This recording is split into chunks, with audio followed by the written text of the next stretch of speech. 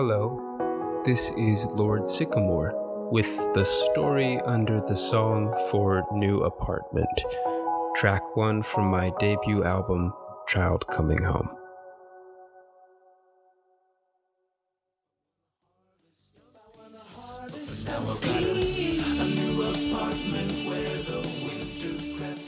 Where did the song come from? The song's bookend came to me in June 2016 while I was noodling at the keyboard. It was catchy, so I recorded a voice memo, wrote the lyrics on a scrap of paper, and forgot about both. In 2017, my friend Davis started a songwriting group in a Facebook Messenger chat. He sent a musical and lyrical prompt, check the chorus and bridge of New Apartment to see where I used his lyrics, which I found out later had been generated by a Markov chain. At first, I was stumped by his prompt. Some lines, like "a bed of fire beneath the freezing cold," seemed to open up plenty of emotional and narrative space for me to work in. Others, like "a mass commotion on the other side of town tonight," didn't. I took the inscrutability of his prompt as a challenge. Inspiration to overcome it came from, of all places, my improv comedy group. We practice something we call justification. That's our collaborative practice of synthesizing even the wildest non sequitur into the scene. Basically, we'll add extra details, interactions, and repetitions until that weird bit fits. In applying justification to this song, I started asking questions like, in what way is the apartment new? Metaphorically, what could winter be standing in for? What exactly, and in what way, is the protagonist being told? How did the song grow? Those questions helped a little, but it was a lot of real-life pain that made the prompt sprout. Around that time, a family friend was enduring a really bad relationship. In loving our friend, my wife and I felt a bit of their uncertainty, heartache, and loneliness. That spacious lyrical prompt from Davis began to absorb those feelings. And the story, as I understood it, grew line by line. As a preliminary note, I made the protagonist a man for both this song and the album. Henceforth, we'll call him the singer. For me, the story of New Apartment starts with the instrumental opening. I pictured the music accompanying a movie scene in which, on a summer afternoon, two parents and their children rest and play in the patches of shade and sunlight beneath the old, tall trees outside their home. In essence, the music is an emotional description of the singer's dream to have a peaceful, stable life with his wife and children. In the bookend, the singer interrupts this pleasant reverie as he grapples with the reality of the betrayal of trust and the loss of intimacy he suffered. Then, in the bookend bridge, he sings that we should understand his experience as the start of a larger journey.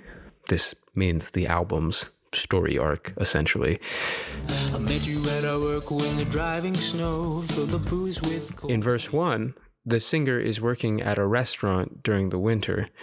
A new hire, imagine here is a woman, starts flirting with him, turning up my low heat. Due to the mutual attraction and an emergency, apartment burning down, the two start up a relationship that moves a little too quickly. I should have said it takes time. The two move in together. You always keep your feet on the couch while we talk in the microwave was thawing our frozen. In verse 2, the singer becomes aware that his girlfriend has a cavalier attitude toward him. You always put your feet on the couch. and that she can't be trusted despite her promises to change. You always said, "I'll turn over a new leaf." By the time a year has passed and the singer realizes that the long-running argument, frozen beef, needs more than a quick fix, cooking with a stove versus with a microwave, his girlfriend has moved out.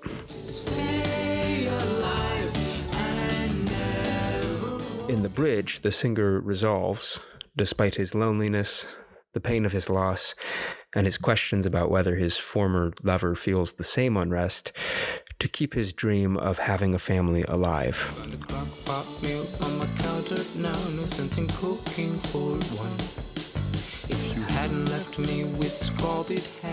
In verse 3, that dream is slowly simmering in the singer's heart.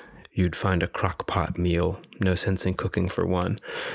While he's sorting through his pain, he's looking for a new woman. I'm looking for a reason to buy a home. And nurturing his resolve not to rush into a relationship next time. After all, in his words, he knows that even when he's got the itch to roam, his relationship can't have a seasonal lease if he wants a harvest of peace. Between those verses, he returns to the chorus as he does to his apartment. That is to say, finding it, or himself, changed and new, feeling alone there, and burning with a desire which, it turns out, is for a deep and lasting relationship. The bookend, which is undergirded, I might mention, by the Pachelbel's canon chord progression so frequently heard at weddings, returns at the end of the song to show that for all the singer's travails, nothing has changed for him. He's still dealing with the hurt, and as the recurrence of the instrumental shows, he's still dealing with the hunger for a home and for family, too. Why does this story matter? Here's what was most striking to me in writing this song. For all the changes the singer experiences in New Apartment, his deepest desires stay the same. He wants a family and children. He wants a home. And he wants relationship. He aches to be rooted in a life of long-lasting love. Obviously, these desires overlap.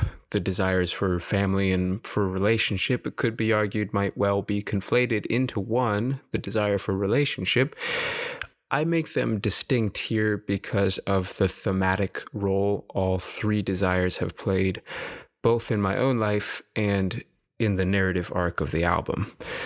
As I've thought about these three desires, for a family, for a home, and for a relationship, and as I've thought about the role they've played in my own life, I've realized that I bring deep assumptions about their nature and origin into my writing. So to articulate those assumptions here and to get under the story of New Apartment, as it were, I'll need to reach beyond myself. I believe that the story of the Bible is true, and that it illuminates and supports all our stories. And so, as we explore how these three themes of child coming home grow from the seed of New Apartment, let's look too at how those same themes develop in the Bible, starting from the book of Genesis. In the opening verses of Genesis, God creates the world and proclaims that it's good. When he makes humans, they're like the other animals in that they're made from the earth and they're ordered by God to fill it through being fruitful. However, men and women are distinct from the other animals in that they're made in the image of God and they're tasked with having dominion. In essence, people are on the planet as God's offspring, his representatives, and his co-rulers. Family and children. Whoever finds a wife finds a good thing and obtains favor of Yahweh. Proverbs 18:22, World English Bible. Behold, children are a heritage of Yahweh. The fruit of the womb is his reward. Psalm 127, verse 3, World English Bible. Genesis 1:26 through 28 shows where our desire for family and children comes from. From the beginning, says God's story, we were made to make more of ourselves, and so as God's image bearers to make more of God. That's part of why the Bible holds out having children as a positive good, because even fallen people reflect something of their Creator's glory. There's more. Genesis 2 features a creation account that's more up close and personal. Here, Yahweh stoops to earth, as it were, where he forms a man from the dust of the ground and breathes life into him. Yahweh has planted a garden, the story tells us, and he puts the man there to cultivate it and keep it. Later in Genesis 3:8, the text indicates that God walks with the humans in his garden. It's an intimate, almost comfortable image, one that puts me in mind of going on walks with my family on days I'm home. Home. Blessed are those who dwell in your house. They are always praising you. Psalm 84, verse 4, World English Bible. Ultimately, as image bearers, it seems that our desire for home flows straight from God's heart. What were the garden, the tabernacle, the temple, the incarnate Jesus, and the indwelling Spirit for, if not to make God's intentions unmistakable? Whether we listen to the words and the promises God gave to Abraham, to Moses, to the prophets, in Jesus, or to John the Revelator, the same rich story crops up again and again. God himself wants to live with us. Our desire for home, in essence, is a reciprocal, if unrecognized, desire to live with God. Relationship. This is eternal life, that they should know you, the only true God, and him whom you sent, Jesus Christ. John 17:3, World English Bible. The phrase, with God, reminds me of people's desire for a relationship. The one thing in God's creation that he calls not good is the first man being alone. From the man's rib, God makes a woman whom he brings to the man. The man's response to the woman is passionate and joyful, and their relationship together is intimate and loving. It seems that God gives us this desire for relationship as a good gift, one that he intends to satisfy. The fact that the Apostle Paul will later call this marriage relationship a signpost to Jesus' union with the church proves that God intends to satisfy this desire ultimately in himself. To sum all this up, for the singer and for me, I think what makes the imagined picture of married life with children so desirable is its resonance, however imperfect, with these first few chapters of Genesis, with God's design for his first image bearers. In his mandate to be fruitful, God planted the seed of our desire for family and children. In his provision of a special place to live with him, he laid the ground for our desire for home. And in his gift of our desire for relationship, he points to himself as the one whose love satisfies. For the singer, when his specific desire for family and children comes up short, he'll turn to his more general desire for relationship.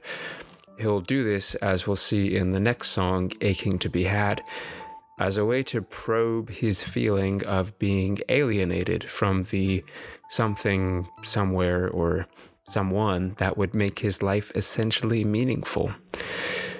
But for now, that's the story of New Apartment.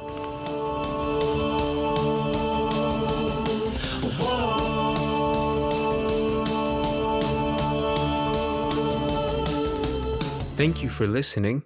If you enjoyed this story, please consider purchasing my music or donating to this work through my Patreon. Either way, I hope this was a gift to you and that you were encouraged by it. Have a good day, and God bless.